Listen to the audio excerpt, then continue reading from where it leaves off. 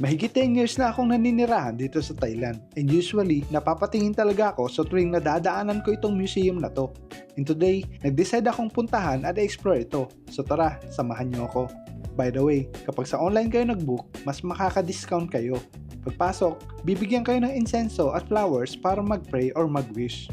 Optional lang naman siya, pero since nandito na tayo, kaya try na rin natin. Pinaniniwalaan ng mga locals na kapag magaan yung elephant, may possibility na matupad yung wish mo. Sa unang wish ko, magaan siya, pero sobrang bigat na nung sa second wish ko. So baka hindi pa siguro ito yung tamang oras para sa wish ko na yun.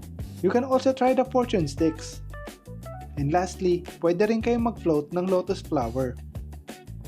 After that, check naman natin yung loob ng museum. And grabe, sobrang na-amaze ka sa design, sa symbolism, at sa bawat detalye nito.